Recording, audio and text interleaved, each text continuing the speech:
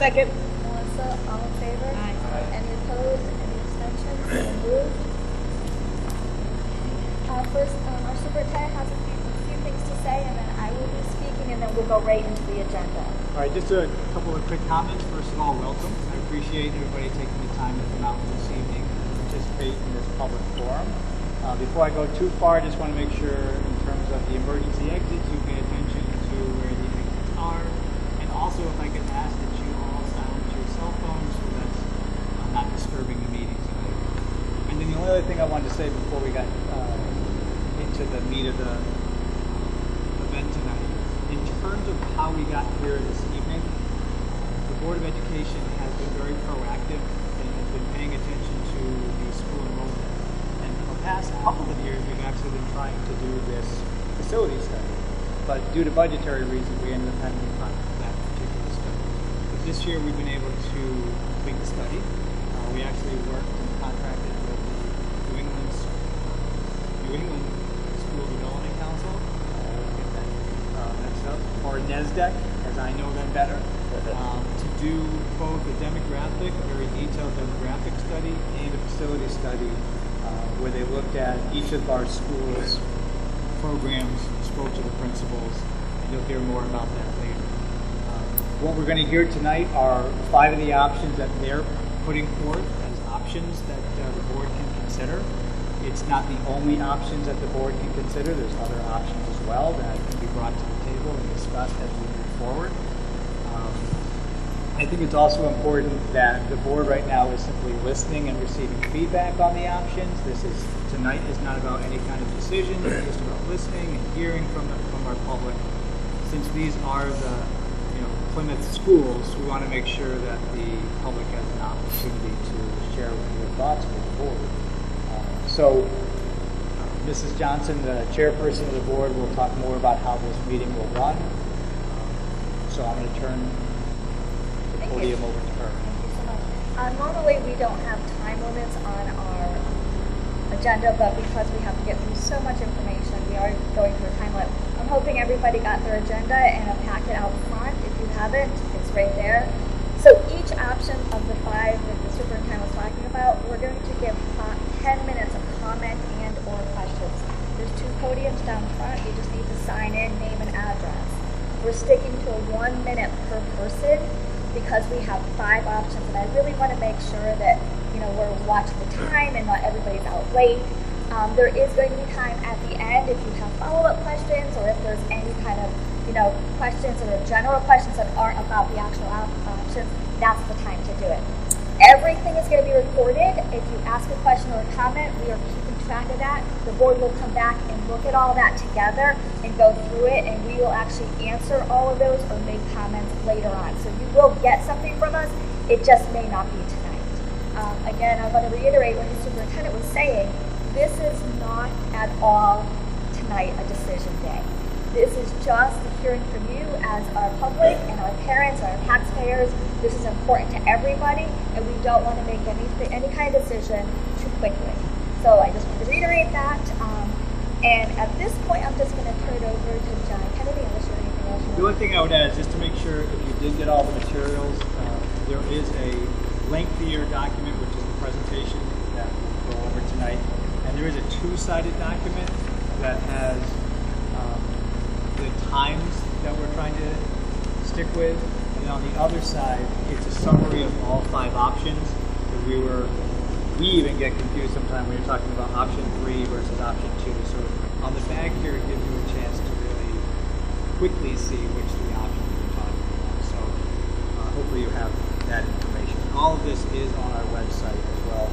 I'm assuming there's some folks who are at home watching this on Facebook. We are streaming this as we always do on board meeting, so it should be hopefully working well through our Facebook page. You can find that information if you're at home through our website. And Karen will be our timekeeper, so she'll keep everybody on track. So I'm going to turn it over to Mr.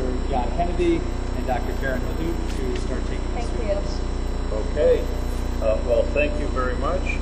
And I do want to take this opportunity to compliment the district and the community again for engaging in a process by which they will do advanced planning with regard to issues that may be evolving over the course of time. That's a very important piece, and so we wanted to make sure that everybody understood that advanced planning is very important for a school district.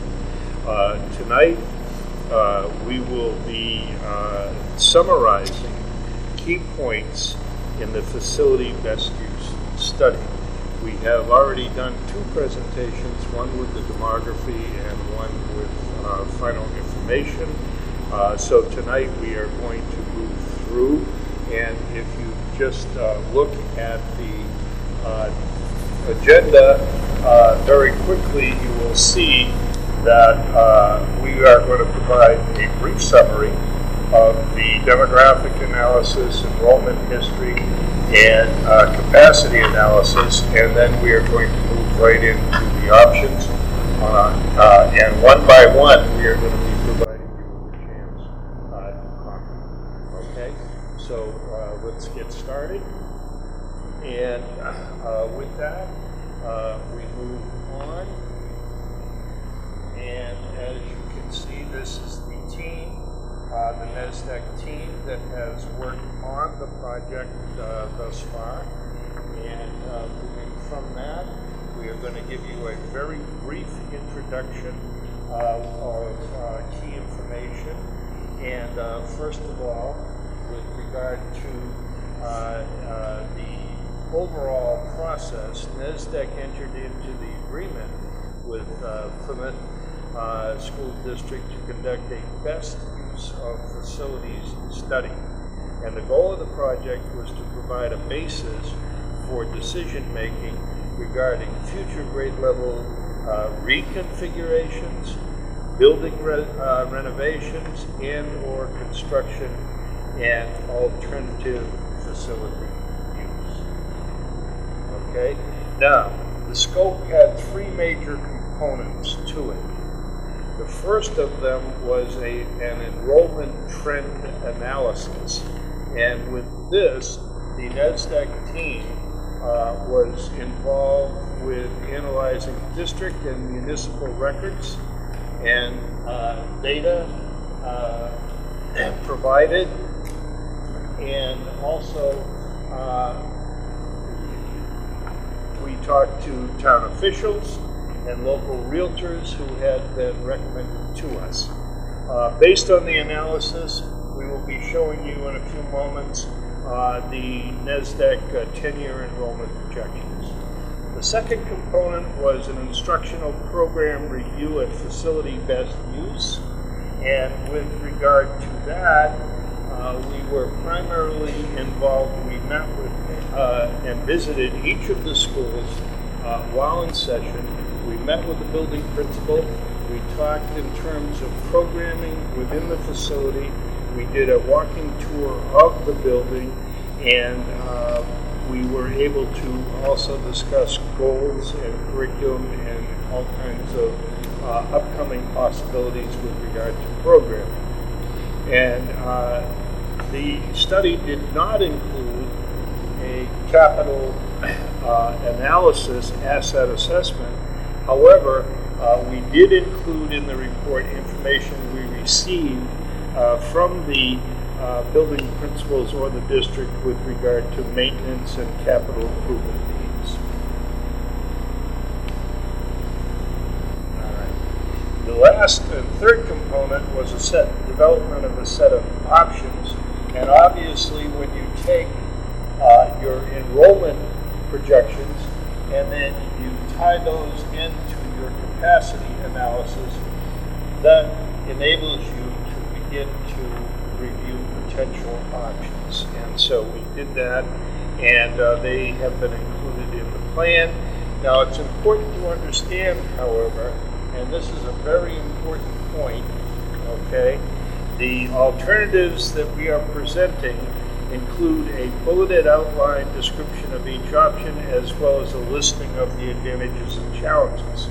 They are designed, and this is the key point, to serve as a catalyst for further analysis and discussion.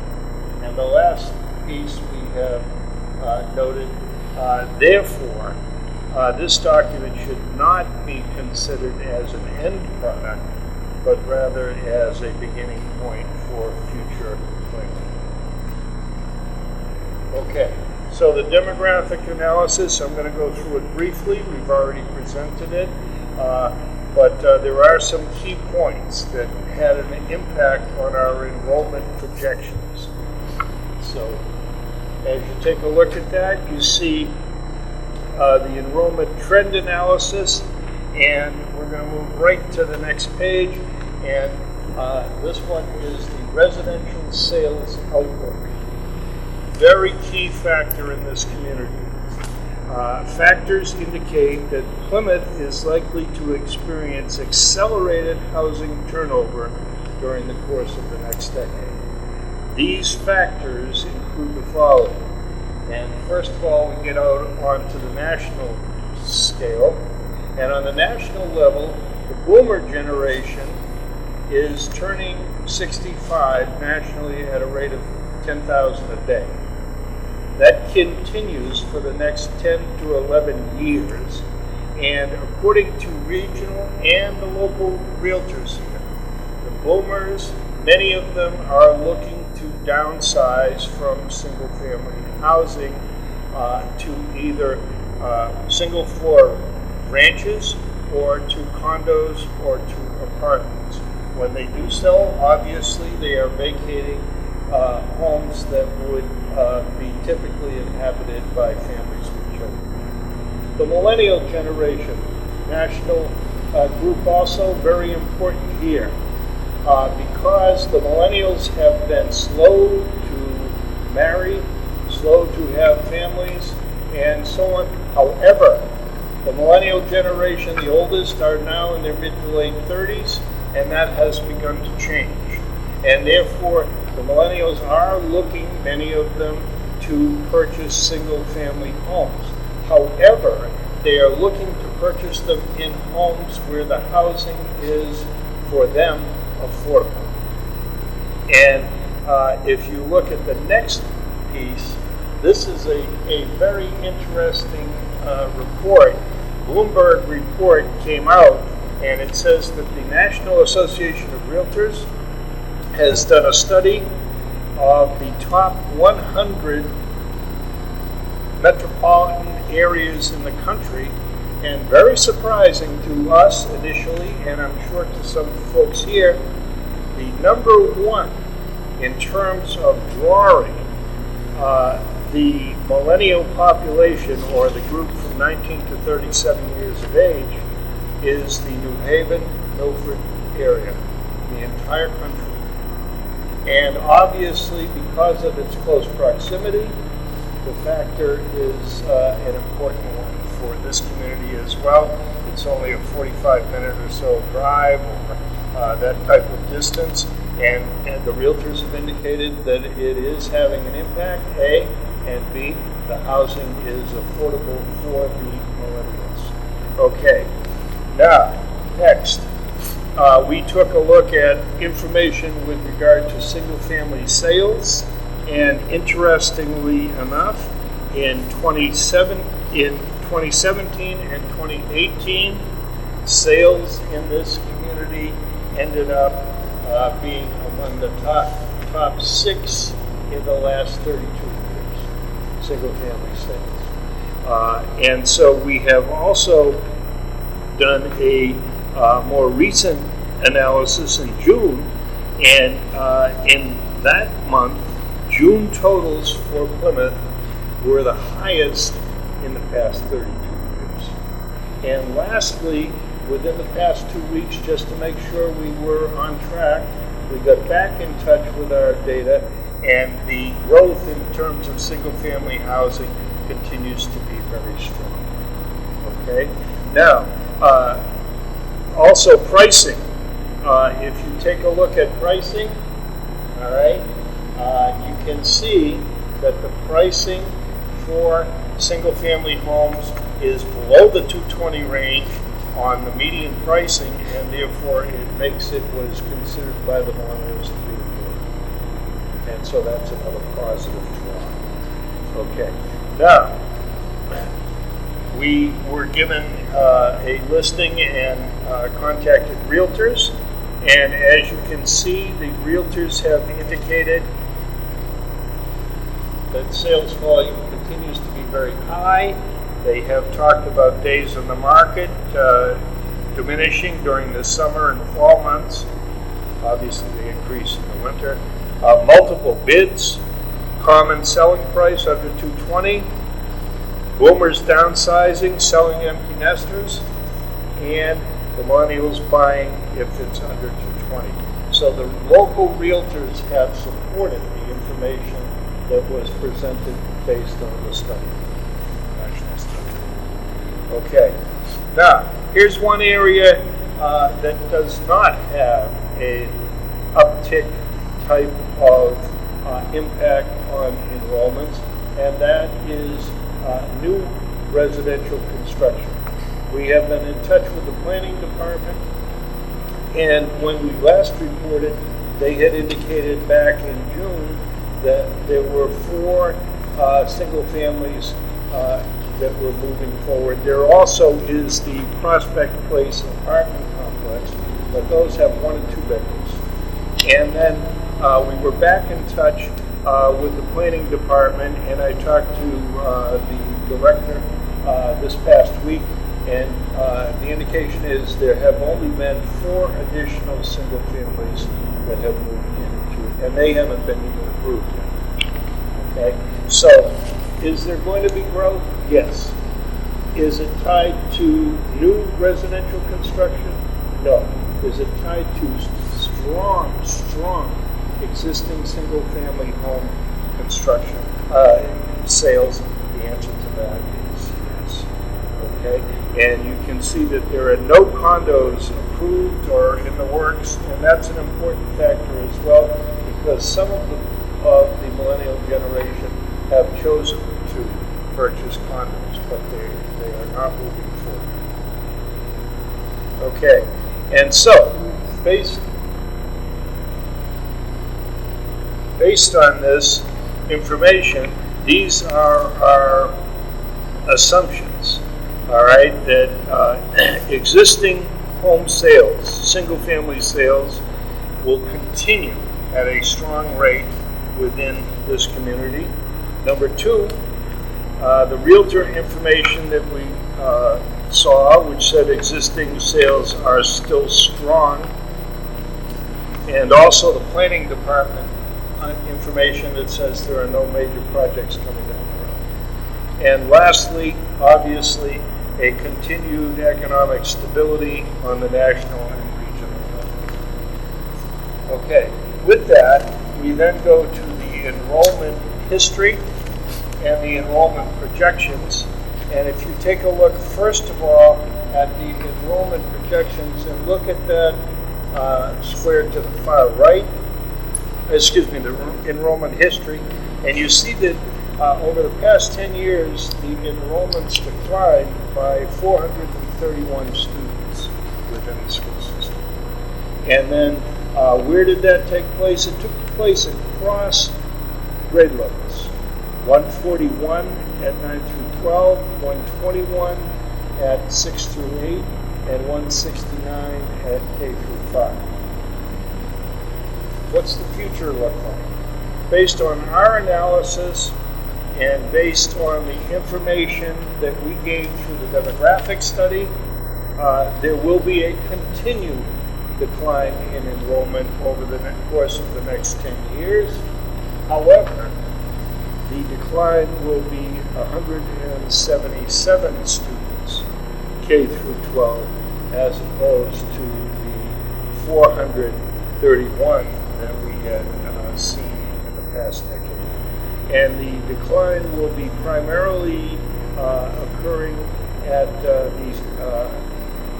high school, but also to a certain extent 7-8, and to a certain extent K through 6. But it's going to be a less significant decline than it was. Okay, so those are the factors that are tied into that piece. And now we get into the capacity analysis, and I'm going to pass it on to Karen, who's going to speak to that. When we look at defining capacity, that's when we look at the school facilities and determine how many students can be housed in that building. We actually look at class sizes and we take the lens of a building principal scheduling all those students into their first grade classroom, their fifth grade math class, their high school math class, and we use the current class size numbers that were provided by the district. Pre-K for 18 students, kindergarten, 20 students, and grades 1 through 12 for 25 students. And you'll see on the next slide how we calculate that. We also calculate the planned operating capacity where we might take into account some of the deficiencies that we might find or looking at future planning. And we also advise that you need to keep a 10% capacity cushion. So if you look at the school facilities review, John had mentioned, we went in and we looked at all of these areas, instructional spaces, administrative spaces, support staff, system, and then, but for this presentation we're giving you this evening, it's not going to be the full review. You can see that posted to the Plymouth, Connecticut website. So we're going to first go through all of the buildings and show you how we calculated that planned operating capacity. So at Fisher Elementary, some of the highlights, you know, it's a K-5 building built in 1961 with a 1969 addition and a 2007 renovation. There were, as of October 1st, 2018, because we conducted this study last year, there were 332 students enrolled. In order to calculate the current operating capacity, you can see here we take the current grades, multiply it by the number of students assigned to that grade, add them up, look at the self-contained special ed classrooms, multiply it by the number of 8 per student, 8 per classroom, and we come up with a current operating capacity of 467. In this case of Fisher, there were no deficiencies that were noted, so the planned operating capacity is 467 students. Some of the highlights from our review is, as you can imagine, a 1961 building with a renovation, major systems and maintenance. Windows are drafty, HVAC is reported as needs improvement, some cold areas, the roof, and the site information. We find that typically with a lot of buildings that a lot of sites, it's drop off, pick off, those kinds of things. So for Plymouth Center Elementary School, again, this is now a pre-K to 5 building, built in 1952 with a 92 addition and a 96 renovation, 323 students as of October 1st, 2018. So when we look at their current operating capacity, the same math took place, but I want to note at the bottom, there are 3 classrooms that are utilized for Head Start and the Ed Advanced Preschool that are not included in this current operating capacity and planned operating capacity of 387 students. Some of the highlights, again, the major systems, you can imagine the building, even though it's going to be an addition in the 90s, site information, area for parking and drop-off, and storage is woefully inadequate at this school. John is going to go through Terry Junior Middle School and the high school, and then we'll get at the options. Okay, and we take the Terry Junior Middle School, and the grade configuration is 6 through 8. It was constructed in 1951-52, and there have been additions and renovations in 65, 1982, and then in 2008, the cafeteria was moved to the woodshop area, and the woodshop was moved. There are 15 interchangeables, including science, and the enrollment for the school as of October 1, 2018 was 354. All right, now as you take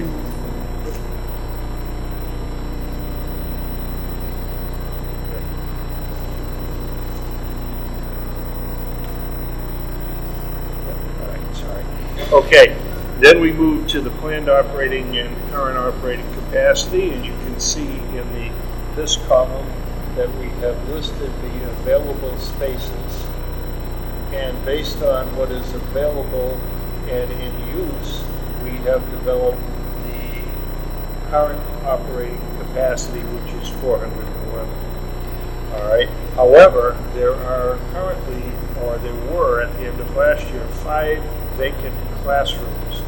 And so each of those was computed into the planned operating capacity. And you can see, therefore, that the planned operating capacity comes down to 536, a fairly significant increase in capacity.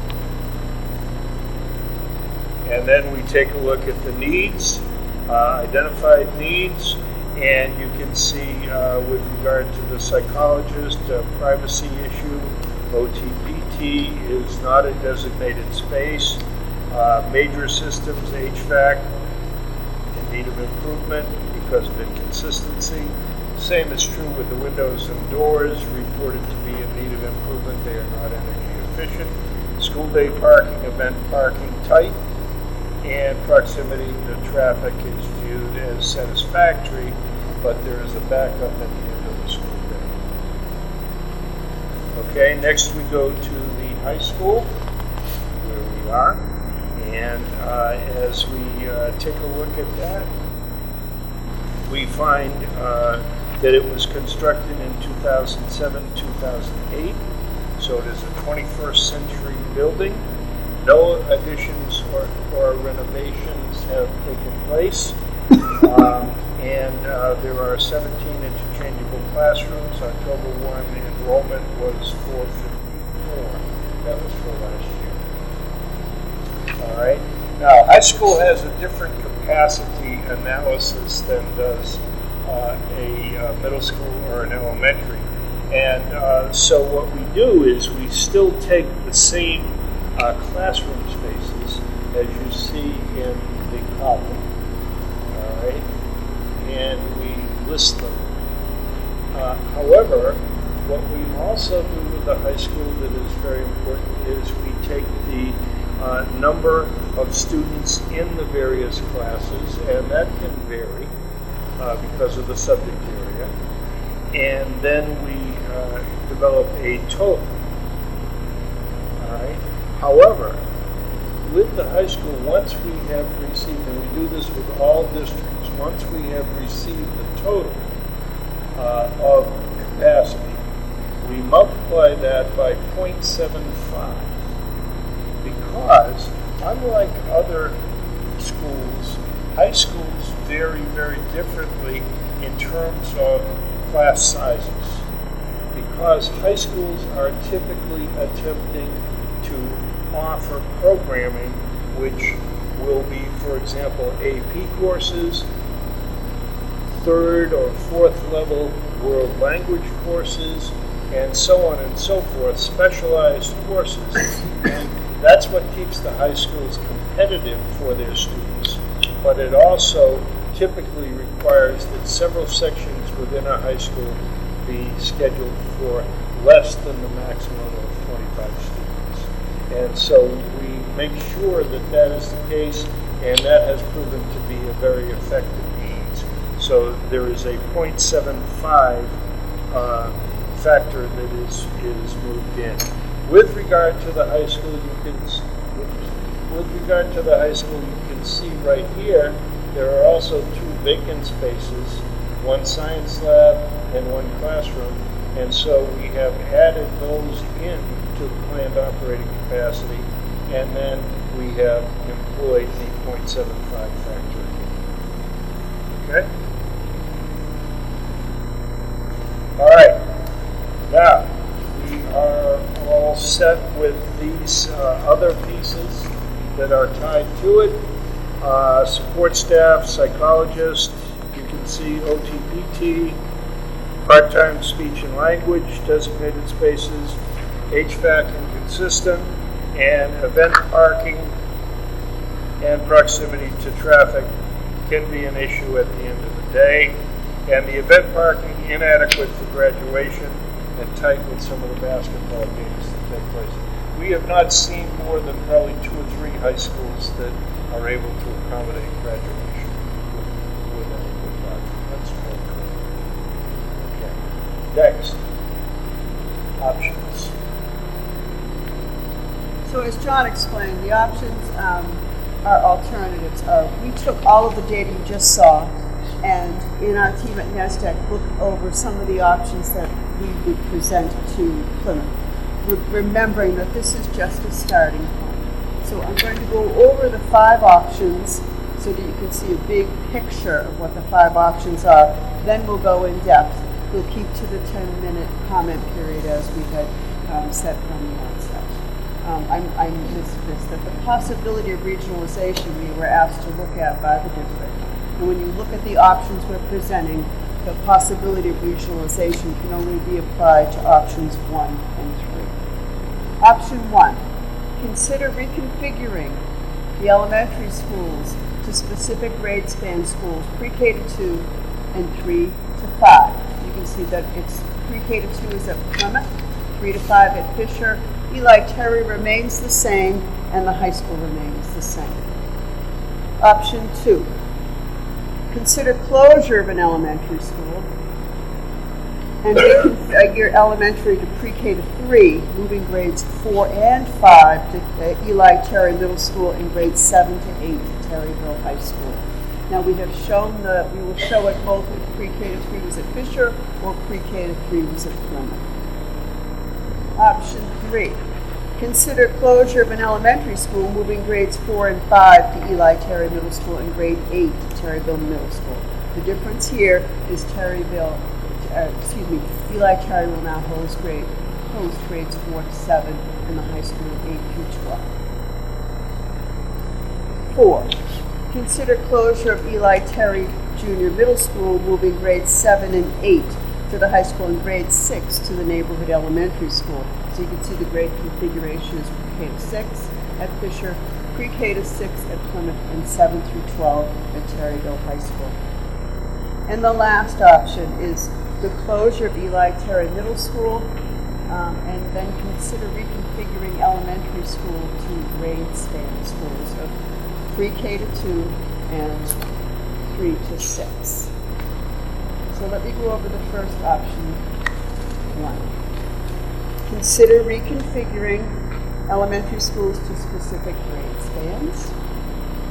I want to explain here how we use that planned operating capacity in order to be able to understand that we could house students in these configurations.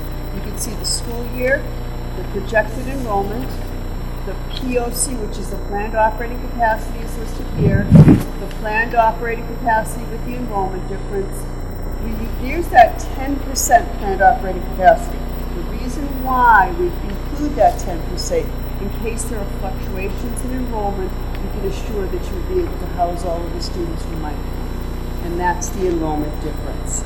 You can see pre-K to 2 at Plymouth Center Elementary School, it does not maintain that 10% capacity cushion. So what we have suggested is in this next slide that you look at the addition of 1 instructional space to the reconfiguration. What we find is that in a lot of schools, especially those that were built before the 90s, their full-size classrooms are used for special ed or small group instruction, where you could reconfigure one of those spaces to reclaim it as a full-size classroom and then put those 2 small groups in 1 classroom with the proper divisions. So that's what we mean when we reconfigure a space. And you can see here that there is now enough space at Plymouth Center with the reconfiguration to house pre-K to 2. Grades 6 through 8 remains the same at, grades 3 through 5 at Fisher Elementary School. You can see there is more than enough capacity in order to house the students. Grades 6 through 8 at Eli Terry, again, more than enough capacity to house the enrollment projection. And the same for the high school. Nothing changes at those 2 buildings. So to look at some of the advantages, a grade span configuration affords More consistent elementary class sizes because all of the kindergartners are together in one building, all of the fifth graders. And it facilitates that collaboration and communication amongst educators, amongst students who are sharing the learning. There is a potential to increase some special ed programming when you group students by grade span. And this option includes instructional space for Head Start and Advanced Pre-K, which is currently housed at Plymouth. Some of the challenges. It eliminates the K-5 neighborhood elementary school. It increases students' transitions from 3 to 4. The district may need to restructure or expand some transportation routes. There's a cost associated with that. There could be some increased travel time for students and families, and costs associated to reconfigure those spaces. So that's option 1. Let's open it up to any public comment or questions, and we'll keep to the 10-minute time frame.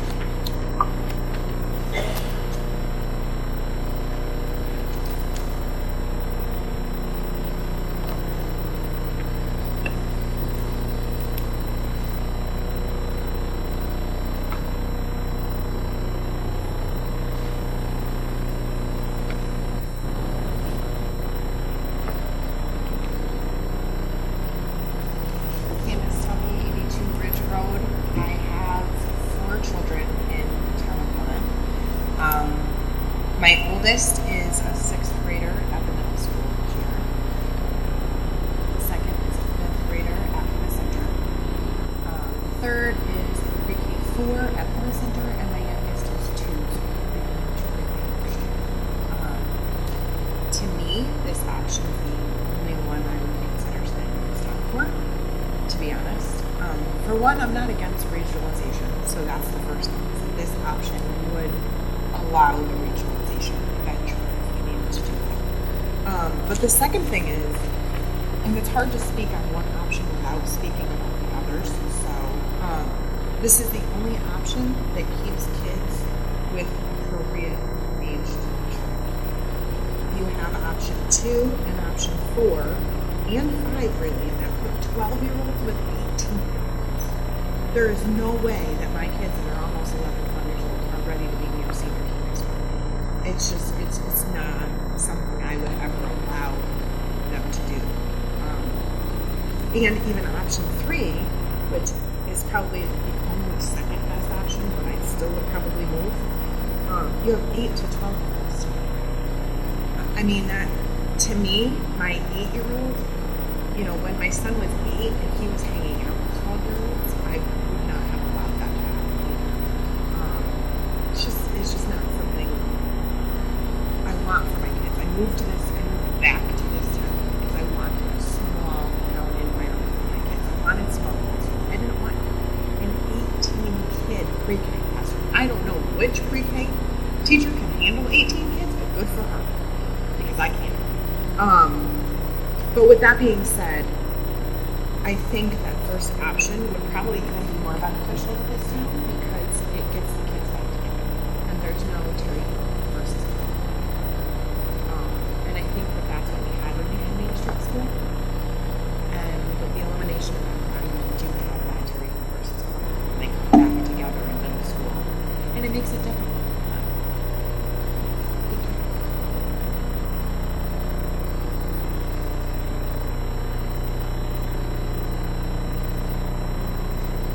Anybody else going on? Going once? And just so you know, because we did recognize that it could be hard to talk about one option and only one option that we promote. There is time at the end, if you look at the agenda, where we can kind of bring it all back together. So if you have additional comments at the end, that would be a good time to do that. We do understand they work together. Ready to move on to option 2. This is consider closure of an elementary school. Reconfigure to pre-K to 3, moving grades 4 and 5 to Eli Terry and grades 7 and 8 to Terryville High School. And you can see the grade configurations listed here and on your sheet. Again, I want to show you the charts that look at Pre-K to 3 at Fisher, as we noted before, it will not fit the 10% capacity cushion against the enrollment. So we're suggesting the reconfiguration of one instructional space in order to maintain that 10% capacity cushion at Fisher. Pre-K to 3 at Plymouth Center Elementary School, it does not even maintain land operating capacity, let alone 10% capacity cushion. So in this instance, we're suggesting reconfiguring 2 instructional spaces and repurpose the 3 instructional spaces currently used by Ed Advance and Head Start Pre-K, meaning that they would no longer be housed at Plymouth Center. And you can see that it maintains the 10% capacity cushion. Grades 4 through 6 at Eli Terry Junior Middle School, there is certainly excess capacity in order to maintain that projected enrollment over the next 10 years. Grades 7 through 12 at Terryville High School does not maintain the 10% capacity cushion for the first few years out. So we suggest that you reconfigure 2 instructional spaces in order to maintain that 10% capacity. So let's look at the advantages and challenges. Again, we're going to start with the potential utilization of a vacated elementary school facility for collaborative programs or whatever purpose the municipality and the district determine. There's operational savings due to a closed elementary school. Again, the grade span configuration affords more consistent elementary class sizes as well as collaboration amongst those grade level educators. Grade 8 students have access to a 21st century facility, and there's programming to increase special ed. Some of the challenges associated: it eliminates, again, the K to 5 neighborhood school. Instructional spaces will no longer be available for Ed Advance and Head Start at Plymouth Center. A lot of advanced planning has to happen in order for this to happen. If Fisher Elementary School is the one that remains open, the 3 other district-based pre-K classrooms from Plymouth must be accommodated at Fisher. We have to look for advanced planning for the alignment of the middle school spaces to support grades 4 and 5. Also, the middle school athletics will now be housed at the high school, so we have to look at some advanced planning. Advanced planning and realignment of accommodation of the middle and high school spaces for grades 7 and 8. Additional planning to make sure that the shared instructional spaces, such as the gym, the cafeteria, the gymnasium, the library, can accommodate those 2 grade levels, and also that the art, music, PE, and field spaces also have sufficient space and staff to accommodate the additional 2 grade levels. You may need to restructure some of the transportation routes, increase travel time, and the costs associated to reconfigure those spaces. At the high school, in order to accommodate those additional instructional spaces for grades 7 and 8, it may be necessary for the district to implement some of the following. And we see this in a lot of districts, that when you're looking at some of the lower class sizes, you may decide to increase the high school class size minimums. You may designate fewer prep periods for an educator who would be in the present schedule, so that a teacher would not be in their classroom during their prep. There would be a classroom schedule during that time, and another space would be designated for that educator's work. You could offer some electives in alternate years, online courses for some of the minimally enrolled courses, expand the reconfiguration, or even add some modular classrooms. So we'll open it up to any public comment or questions.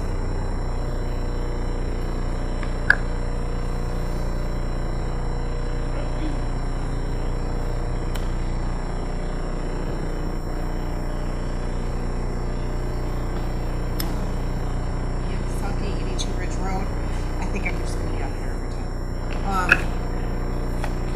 I guess you're going to look at these questions afterwards, and that's why I keep coming up here, because I want you to think about these things. So we would no longer have an Ed Advance and a Head Start. option right now. We would have 4 to 6 graders, which are 8 to 12-year-olds, in a space that was originally designed for high schoolers.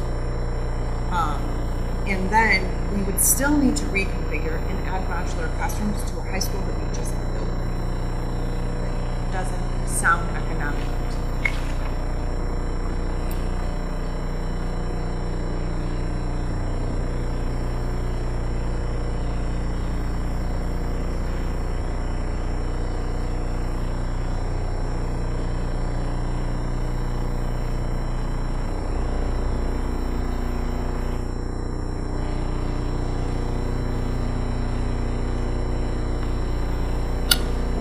Jacob's home, 29 Elster Avenue. I just want to speak from a student's perspective here.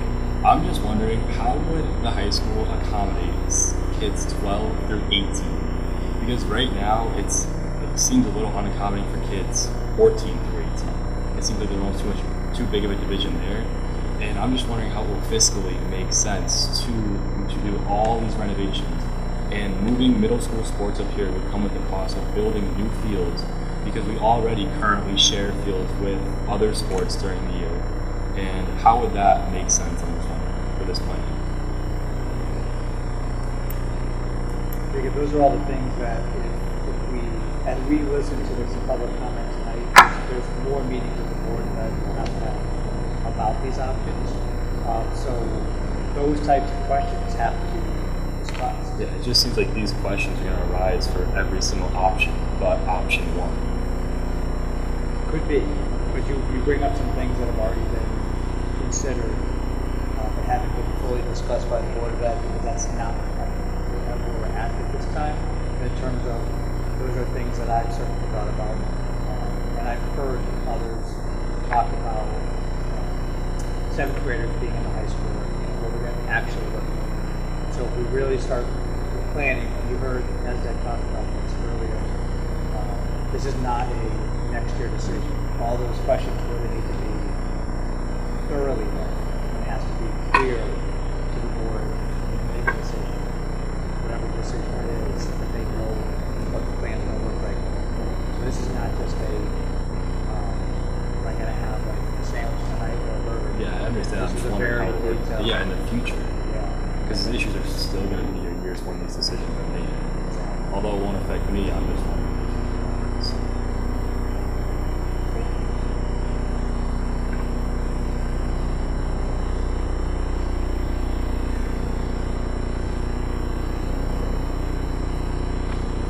Anyone else for option 2?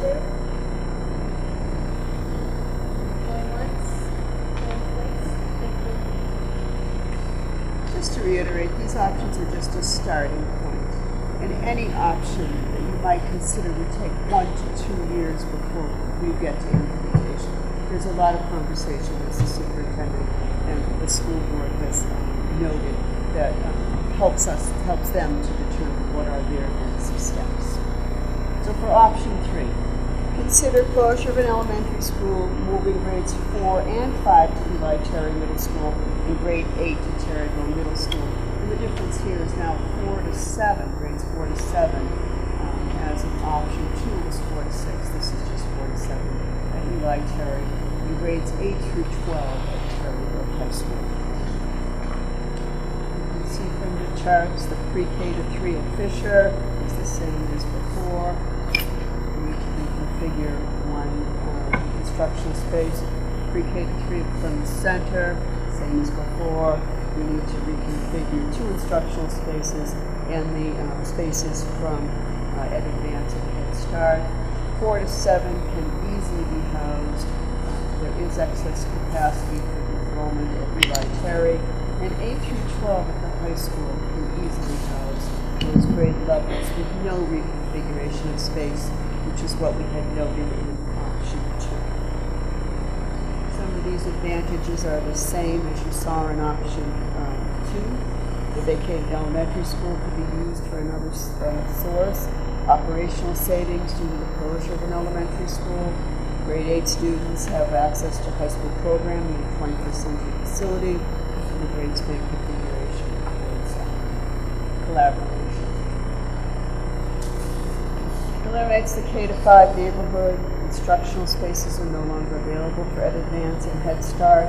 A lot of advanced planning for the pre-K classrooms, for the alignment of grades 4 and 5 into the middle school, for the alignment of grade 8 at the high school, for middle school athletics, to make sure that the shared instructional spaces of the library and the nurse and the cafeteria can accommodate the additional grade level at both the middle school and the high school. And then a need to ensure that there is sufficient space and staff. Restructuring some transportation routes and the costs associated to any reconfigured spaces. So let's open it up for public comment and questions.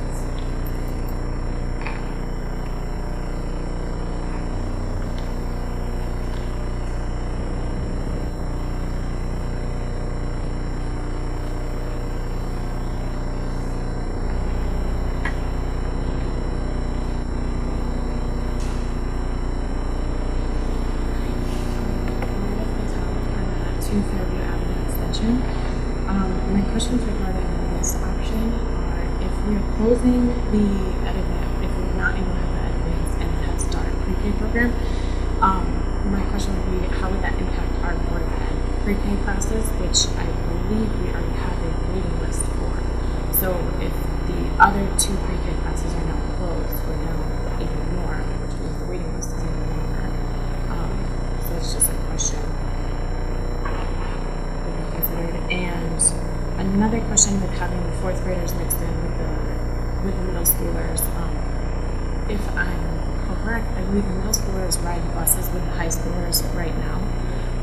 So does that mean we're going to have fourth graders on buses with the seniors? Because that is incredibly concerning.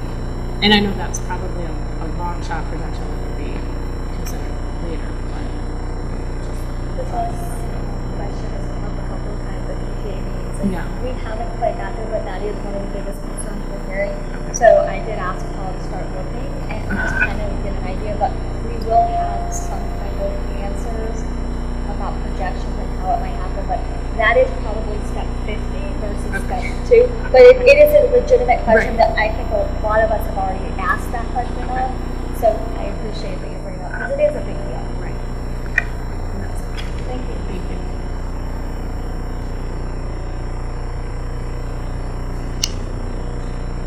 Any more for option 3? Going once, going twice, okay. Alright. Okay. All right, now we move on to option 4, and this would be the consideration of the closure of the Eli Terry Junior Middle School, moving grades 7 and 8 to the high school, Terryville High School, and grade 6 would be also would be moved to the neighborhood elementary school. And so the grade level alignment would become the 7 through 12, and then you would have grade 6 at the elementary. And the way this would work out would be grades K through 6 at Plymouth Elementary, grades pre-K through 6 at Plymouth, and then grade 7 through 12 at Terryville. And then if you take a look here, you can see that with regard to the two schools, there is adequate 10% capacity cushion. And then as we take a look at Fisher Elementary, okay, there is a 10% capacity cushion for Fisher Elementary. However, when we take a look at the Plymouth Center Elementary School, we see that it does not have the 10% capacity cushion. So as was the case in some other instances where we have seen that, there would be a need for an addition of 2 instructional spaces due to reconfiguration of those larger spaces that are being utilized for small group instruction. And so that would then, as you see, that would reduce, that would increase the capacity so that there would be a 10% capacity cushion. Okay. With regard to Terryville High School, 7 through 12, and at the high school, you can see the same situation that was described to you with an earlier similar option, in that in the first several years there would not be a 10% capacity cushion to meet the needs of grades 7 through 12. However, there could be, and as you see here, there could be a situation where with a change, there could be an update and a revision of 2 instructional spaces, and that would accommodate that particular situation. All right. In taking a look at what we see as the advantages and challenges in this particular case, the advantages would include the fact that the instructional space for Head Start and advanced pre-K programs would remain at the Plymouth Elementary and Center Elementary. Also, potential utilization of the Eli Terry Middle School facility by either collaborative programs or possibly municipal or civic organizations.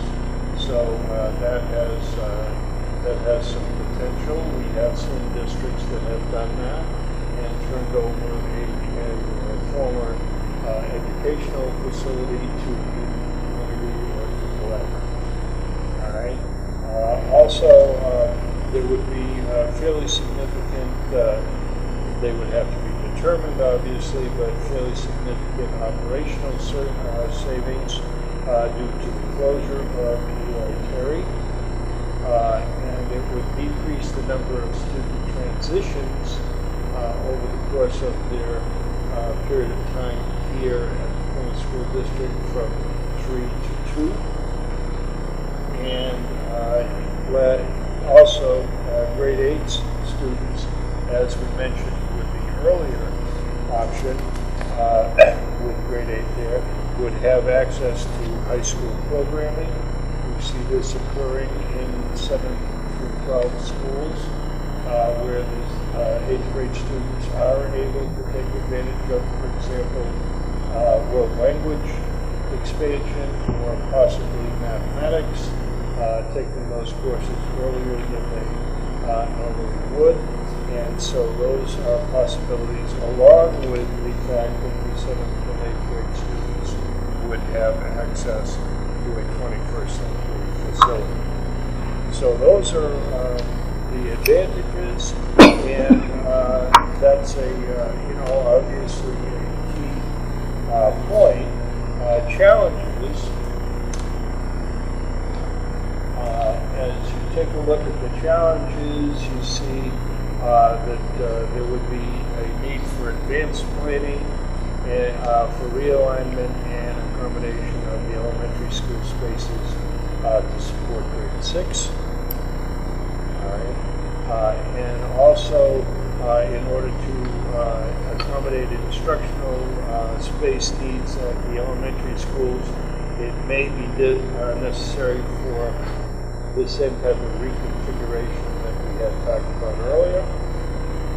And you can also see there would be great need for advanced planning for realignment and accommodation of current high school spaces for grade 7 and 8, although this happens in facilities that have the 7 through 12 configuration. And we find that seventh and eighth grade students oftentimes can be accommodated in spaces that were originally constructed for high school students because they can be fairly easily converted. And then the idea of advanced planning and organization to accommodate shared spaces, that's always an issue and requires specific scheduling. And also the realignment or scheduling of middle school athletics. And typically that means athletic programs at the middle school and at the high school that are for middle school students. And so that's an important piece. And because the separation of high school and middle school athletic programs is generally something that you see throughout typically.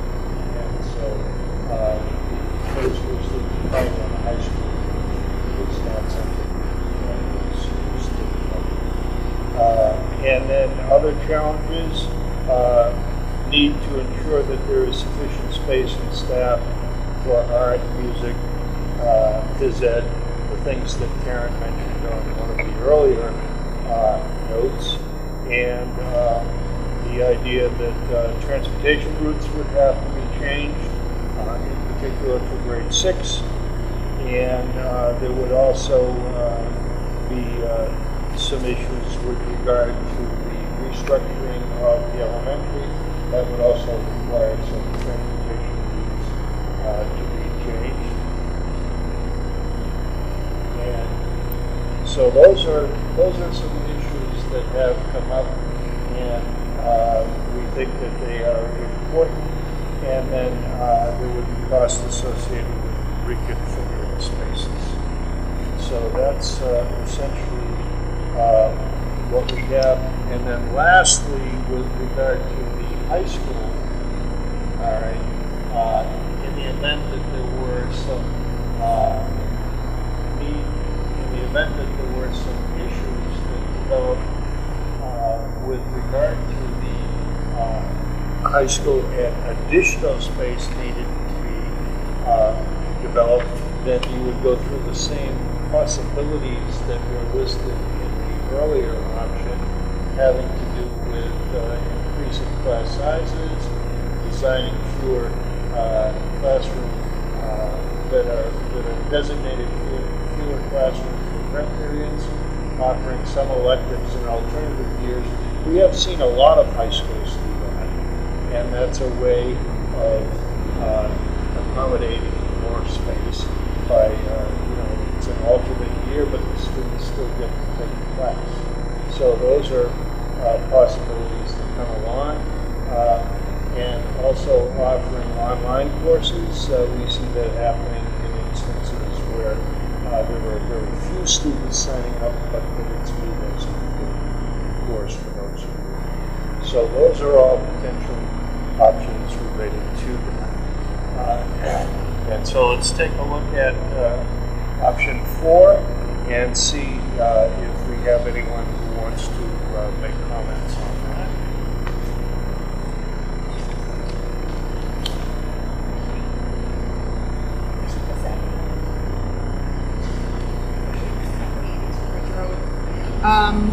I have quite a few comments about this option, especially with respect to the age groups. You're talking about pre-K, which is 3 to 4 years old, and grouping them with 11-year-olds. Because if you're looking at K and pre-K to 6, that's 5 to 11 years old, and then maybe 3 to 4. That's a huge age gap. I have a 2, 3, 4-year-old and 11-year-old in my house, and they don't get along. So I can't imagine a school full of them. That would be my first thing. And then again, you're grouping high school at 12 to 18 years old. I don't think that's an appropriate separation of ages. I went to St. Paul for high school, and I went there in a time where they also had the middle school attached to the high school, and we still had middle school going. And even with the middle schoolers being segregated in a different area of the high school, there was still a lot of issues with age-appropriate behavior, age-appropriate conversations. Certain kids are learning about one thing in one side of the school, other kids are learning about other things in the other side of the school, so it makes it very confusing for kids of that age group. That's my first thing. The second thing is, you're talking about increasing class sizes, especially when you look at the high school level, and possibly offering online courses, offering courses intermittently. If they can't take it this semester, maybe they can take it next semester. We already don't offer as competitive of a course offering as our neighboring towns do and our competitors do. So what is that going to do to the appeal that this town has? I know one of the reasons I moved back here is because I wanted a smaller class size for my kids. I wanted a competitive education for them. With that being said, one of the things that I see nothing about in this option is the special education aspect of it. What is going to happen to the specialized special education that this town is known for if you are grouping these age groups together? Because I can tell you, dealing with a nonverbal autistic 7-year-old is entirely different than dealing with a nonverbal autistic 10-year-old in the same room. I can handle one. I can't handle the other personally. So I can't imagine what that would be asking our staff.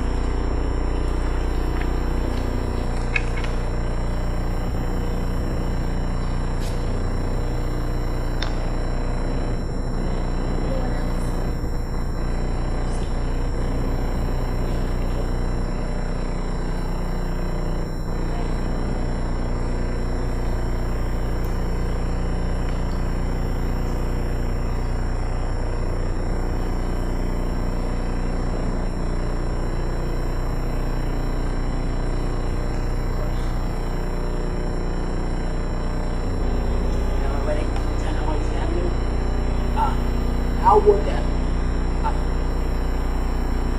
closure of the Eli Terry Junior Middle School affect other middle school students? Are you talking about their ages? Yeah. So they would be split. Some of them would go back down to the elementary schools, That's and then right. the bigger ones, the older ones, would go to the high school. That's how it would happen. But how it would affect them, we actually don't know that question. The answer to that question yet. Would that? How would that? Would that increase that? The nurses, the rooms for nurses office, library, physical education. So up. Yes. Thank you.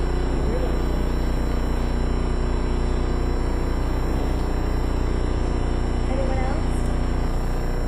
Going once? Going twice? Thank you. All right. Okay.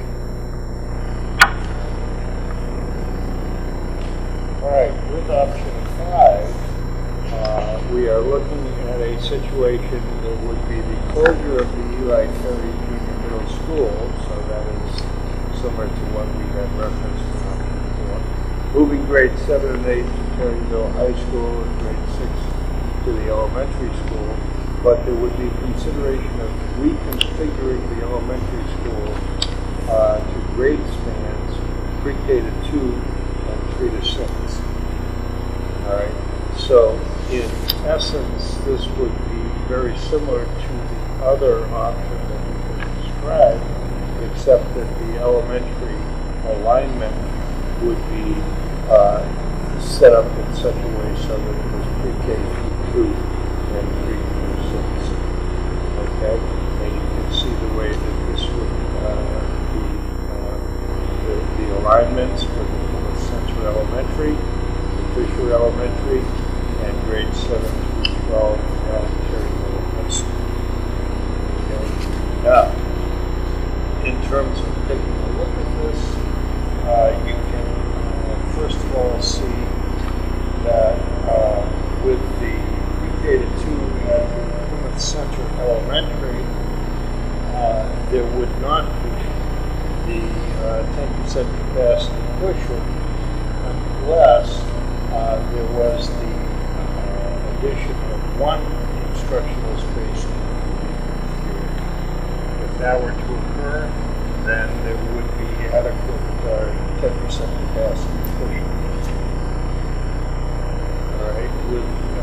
grades 3 through 6 in Fisher, you can see that there is an adequate capacity cushion.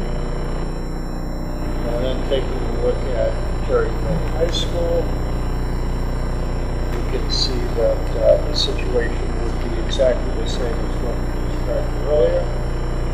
Okay. However, with the addition of 2 instructional spaces due to reconfiguration, it would maintain the 10% capacity. Advantages in this particular case, it would include the instructional space for Head Start and Advance, and also there would be a grade span configuration, which would obviously, with all of the elementaries, grades together, at one school and then the next group together at the other school. That typically allows for more coordination between teachers and also grade levels, and so that's an important factor. Grade 8 students, as we had mentioned earlier, would have access to high school programming, and 7 and 8 would be in the 21st century building. Potential increase in support for special ed programming by coordinating by school, especially in elementary. Potential utilization of the vacated Eli Terry Middle School, as we mentioned earlier. And lastly, operational savings, as we also mentioned. Okay.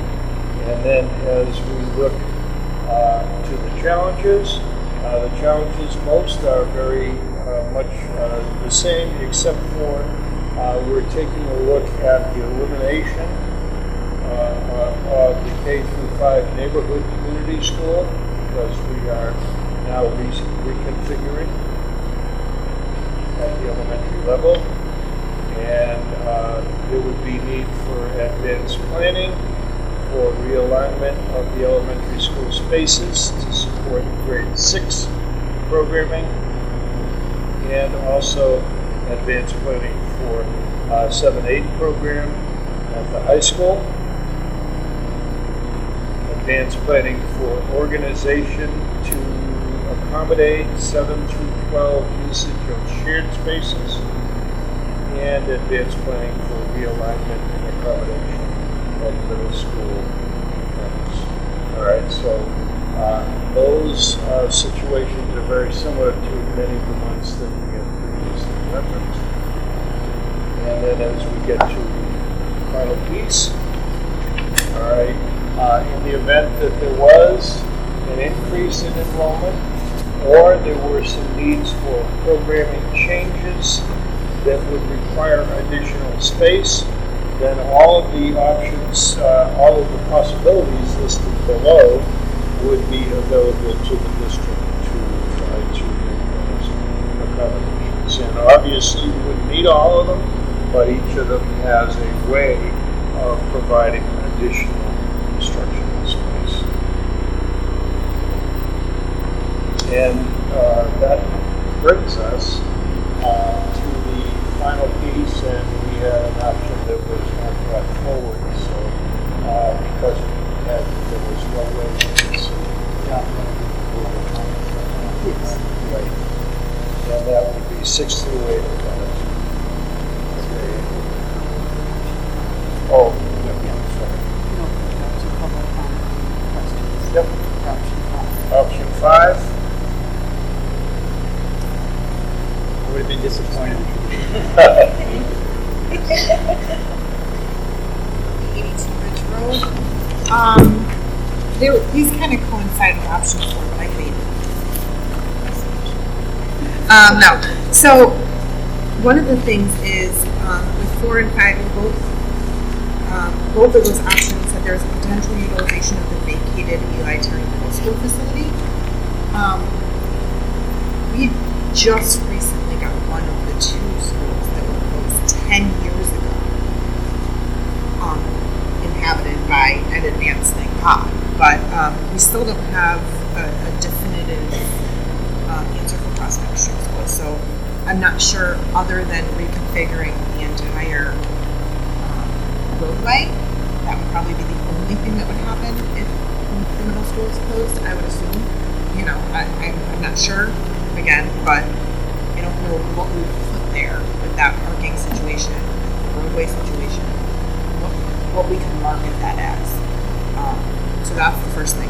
The second thing is I'd be interested to see the operational savings versus the cost associated to make these accommodations to the fields, to the schools. You know, we're talking about the athletics being separated. That is huge. I mean, just relocating fields, adding stands, adding working. That is a huge cost. So I'd be interested to see how far that operational savings would take us as far as the cost associated with those. Thank you. And that would be something, just in response to that would be something that would be developed utilizing an analysis of the budget and also an analysis based on the facility study with regard to the middle school in terms of what would be needed over the course of the next several years in terms of upgrades. And that would have to be factored. But that's typically the district as they were exploring the possibility.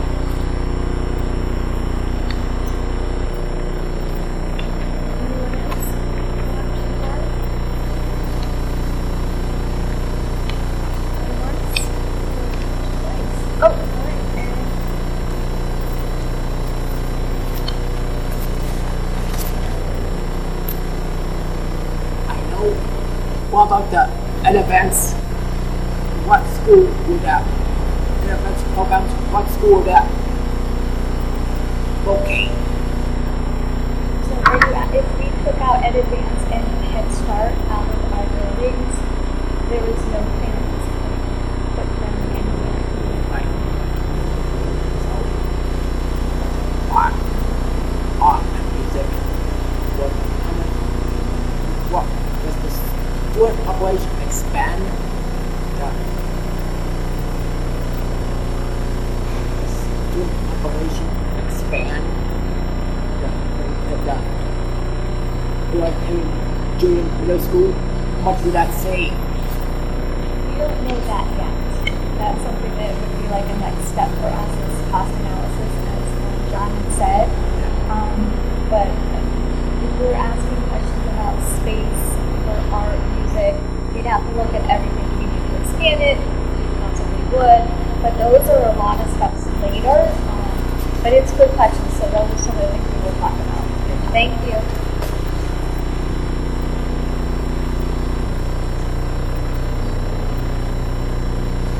Anyone else? We can open it up to general comments about any of the options.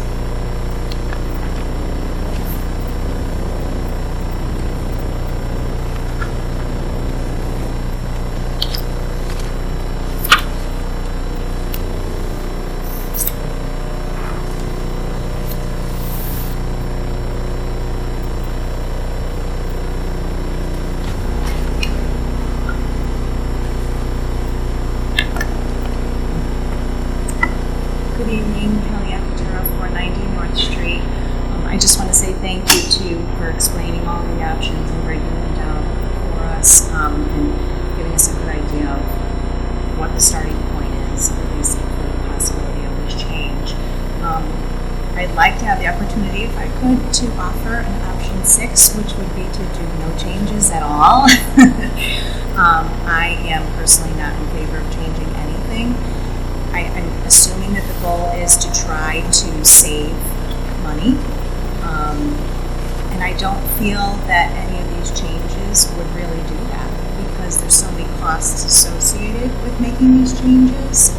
And I would be curious to know if the decision was to close a school, what would happen with that savings? Would it go back to the Board of Ed budget, or would it be being used up in other ways in the town. Because I doubt very much, although I don't know, but I doubt very much that the savings would go back into the taxpayers' pockets personally. And I'm also concerned, what if there is an influx of families coming into the town and we close the school or we make all these changes and then we're dealt with the situation years down the road that now we need the space back again and to try to obtain the funds and the money that we need. I've seen it. It's a very difficult task. And we already cut so much from our Board of Ed budget and had to fight for the additional monies that we were supposed to have last year.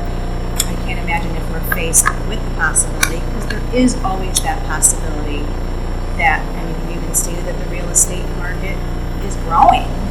I mean, to me, there is no glaring evidence in all of these reports that say, yes, we should definitely do this. There's nothing obvious to me that's showing that this is the right move to do for our town and for our students. None of these options to me show significant savings, especially with all the costs incurred. And of course, I'm always concerned about the large class sizes. And I waited towards the end to hear other people's comments, and definitely a lot of people do move to the town, as previously stated, because of the smaller class sizes. And I would be concerned of that changing drastically with closing any schools or reconfiguring things. I just don't feel that it makes sense economically and for the benefit of the kids. I feel that we caught enough already. As we know, we spend significantly less per student in our town versus the majority of the whole state. And I feel like we're just going to be taking away more from kids in our town. Thank you for your time. And just so you know, Kelly, option 6, your option 6 is always an option, just so you know. And these are recommendations. The board actually can make their own options too, but that's always like on the horizon. If we decided it wasn't best interest, we could do that too. So thank you. Thank you.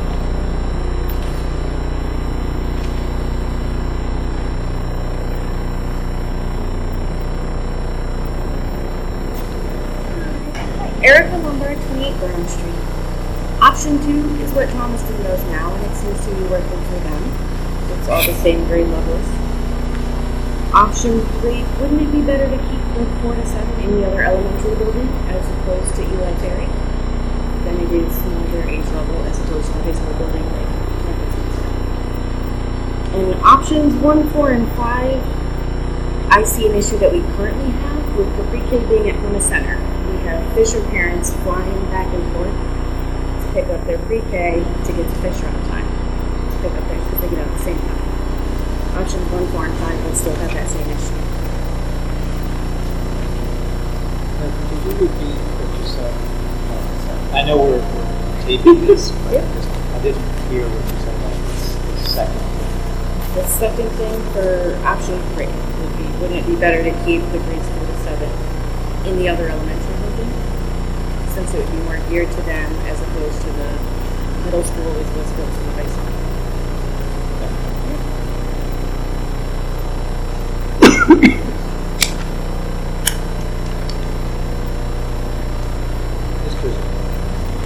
I have 2 questions. One is, how would a student's perspective, if these options were being considered further, how would a student's perspective be involved in this decision making? Because fairly speaking, as the only student in here, I don't think that any student in the high school would agree with options 2 through 5. I don't think any of them would have any support for it. You say 2 through? Yeah, option 2 through 5, because option 1 has no change to the high school. And then my second question is, where would the funds originate for these reconfigurations? Because that's almost a multi-million-dollar project when it comes to athletic fields, a possible gym, what's it to accommodate for other students from different schools to keep the grades separate. Where would the funds originate from that, and just how would a student's perspective be taken into these considerations if they were to be taken any further? Yeah, I think you make a good point about students' voices. Interestingly enough, the students would probably be affected the most, young, so that they would have a harder time expressing their thoughts. Think about it, so we would need folks like you, so from the student council, groups like Leo's, kids who, you know, they may not be impacted, but they see how the town can be impacted on students. So I think the board would want to do it. I would say if it were me, and I would actually, because it is going to affect our younger kids, and we do want your opinion, because you guys, you know what it's like to grow up in this town, but I would look to our middle school principal and say, you have leadership now, you have a lot of kids in the leadership program. I'd want to hear from them, get their perspective, but of course we want your perspective too, because you guys know what it's like to be in this town, so I think it's vitally important. We don't want to exclude them at all, so thank you. The sports thing, no.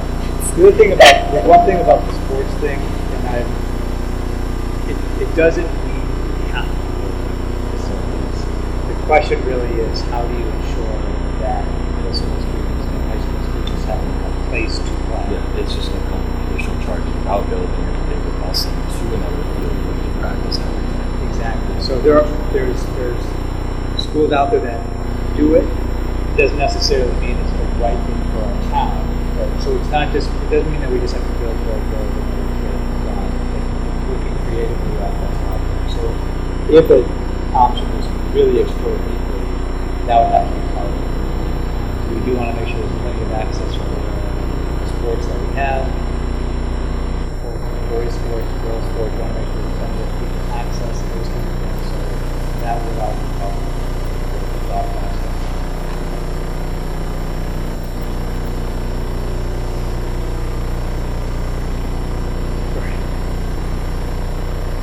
Candace, talk 82 which room. It's my last time, so you're gonna miss me. Just like I just wanted to kind of summarize and then just say something that Erica had talked about. Erica had said something about how Thomaston was already doing option 2. I'd be interested to see if you spoke with their board of ed, if then you got their perspective on how that was going for them. I don't live in Thomaston for a reason. I live here now. So, I would never choose to move into a town that had 12 to 18 year olds in the same school. That's just my personal preference. Along with that, Kelly had said something. Oh, wait, no, Erica. She said that the pre-K would only be fixed in one of the, or not, and wouldn't be fixed in option 1, 4, and 5. That's not true. It would be fixed in 1 and 5, which is the only option that it would not be fixed in is 4. Because that's the only one that has pre-K that is still elementary. So.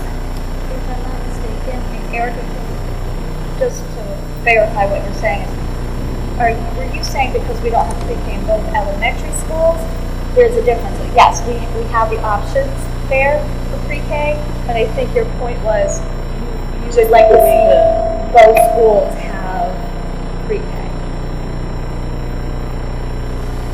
The rush back. Okay. I just wanted to verify that. Because pre-K is not bust, but some parents pick up. And they're running back and forth. Okay. Thank you very much. It was confusing. And to that point, we thought about it. When you think about a pre-K 2, 3, 5 option, you would have more families that would have this. I've got a kid at one school, I know a child at another school. So we would have to talk more about the times and when those schools would start. Because you can't have them both start at the same time because the parents cannot be at two places at once. As much as we try. Correct. I think with that, you'd also end up in a logistical thing with busing too. So like my 4th grader would be bused, but my 5th grader would be dropped off because of the proximity to the school. So I think that, that would alleviate some of those issues. It's all a preference whether you want to rush your children or not. That's another piece of it. And Kelly had said, what if there's an influx in the population? What if by choosing any of these options, you get people that are going to leave? So you already have a projection of a decrease in enrollment. What if you then in turn force the decrease? any of these changes. I'll go on record as saying thank you for doing this because it is very interesting. I'm a statistics nut, so I really like graphs, but it is interesting to see where enrollment is going to be. I have kids in all gamuts, so I'm here for a very long period of time. I have those kids that are at the age now where it's going to affect them. My middle schooler, I asked before I was leaving, and she knew where I was going. And I said to her, how would you feel if next year you had to go to school with a senior in high school? And she just had this terrified look on her face. Because this year, transitioning into middle school was hard enough for her. You transition at 10, 11 years old. To think about doing that transition into a school quote unquote adults. An 18-year-old is seen as an adult in this country. So I could not imagine what that thought process from a 10 or 11-year-old child would be. I think that looking at student council and looking at middle schoolers really helpful getting that perspective. Thank you very much. I appreciate all the hard work.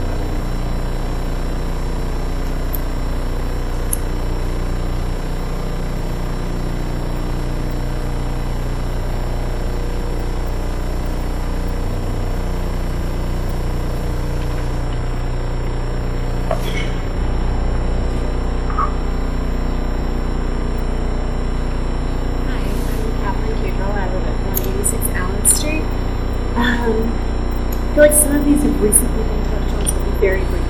I feel like we're missing some key information. You guys may already have this, but opinions and input from the child psychologists, school psychologists, and how these age divisions would affect our community. I haven't heard input from the administrators who work closely with those children to know how they feel it would impact our community, specifically the kids. In terms of which schools to close and whatnot, I'm assuming you guys have risk assessments from the police department to say, out of the 2 elementary schools or out of these schools, these are the easiest to access in an emergency, to evacuate, etc. That's information I don't have, so that's hard for me to consider.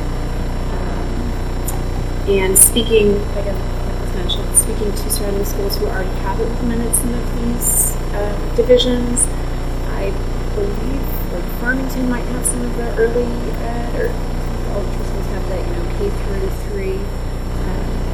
That would be interesting to hear the advantages, disadvantages that they find within their communities. Feedback from their parents, feedback from their administrators.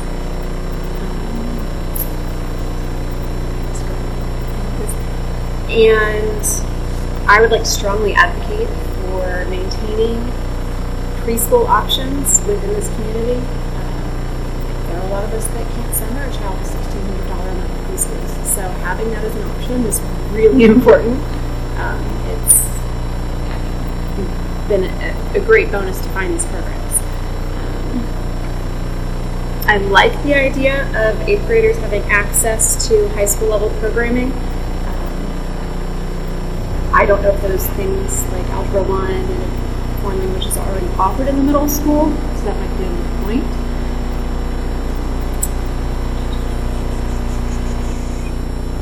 I would definitely not like to see advanced courses, AP courses, and the like taken to online.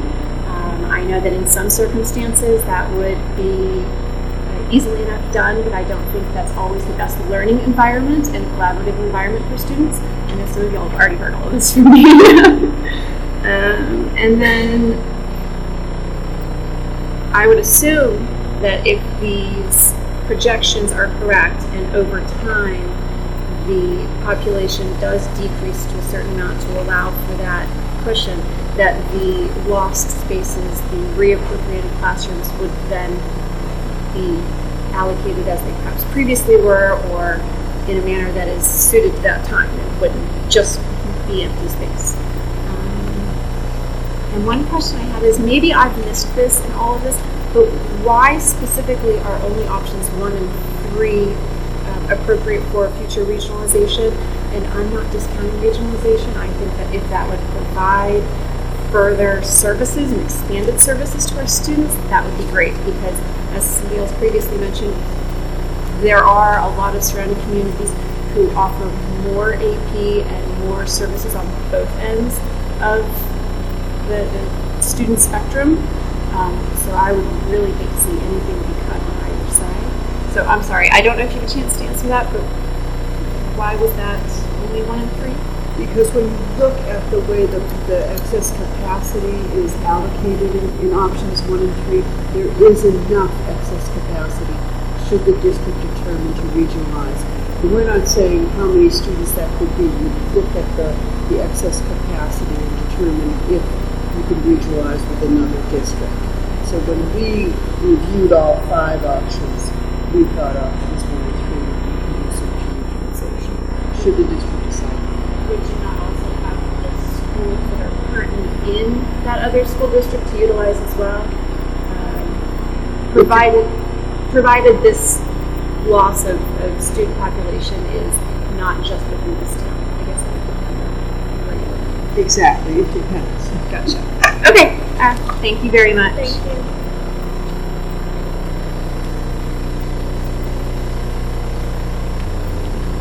Anyone else? Lights?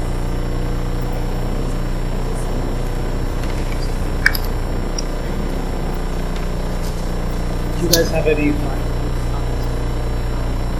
Well, I think the important points to carry away go back to the introduction when we were talking about options. We wanted to provide to the district an objective view in terms of what the capacity analysis versus enrollments, and then what the strengths and challenges would be, advantages, challenges would be tied to each of the options. We wanted to make sure that that was objective approach. And as we stated, these are beginning points for further discussion within the district. So it's something that obviously begins the discussion. The input from the public is very valuable, and insights. There are districts throughout New England who have, pursued various aspects of these options, and so that it depends on what the community thinks and also what the circumstances are within the district. But we wanted to make sure that we put out there, a very objective viewpoint on what the challenges and advantages would be of our. So just as we're concluding, I know there's a couple of items we have to take care of on the agenda, just as an official agenda that's public for our meeting. But I do want to thank NESDEC, I want to thank John Kennedy and Dr. Radu for putting all the work into this. I know the team also behind. There's been a lot of meetings, a lot of work to do this. This really does provide all of us a great deal of information as we look forward, because in this town, there are folks who say, we'll just close the school. But as we're talking about this tonight, that's not just an easy thing to do, and there's other factors to consider. So the board wants to think about this judiciously and really take all pieces into account. I can't say at all where this will go. I have no idea. But trying to make sure we get public comment, your input, and other families' input is really important, because these are your schools. Your information is really important to us. As far as just, this is being, like I said, I hope it went on to Facebook, and it's gone to Facebook, Brian. I believe the technical crew back there has done a great job. Which means we'll also put it on YouTube, so folks can watch this if they want. If there's information they can see what was asked tonight. I'll have my secretary try to do a bit of a transcript of the evening. She might take out certain things that are kind of, I guess I would call them unnecessary to the conversation, but try to get all the salient points so it's so people can go back later if they couldn't make it out tonight. So that's the point moving forward, and then we'll work as a board to talk about next steps in terms of where do we go from here. But I also do want to thank all of you guys for coming out and sharing your thoughts. They're definitely helpful. I was hoping more folks would come out and share their viewpoints, but I do appreciate everyone who's been here this evening. I do want to turn it back over to Ms. Johnson to make sure she finishes the meeting. Thank you very much. Thank you. So we actually have just a general public comment since this is an official board meeting. So if you'd like to make a general comment that has nothing to do with our options or what we were speaking, the podiums are open.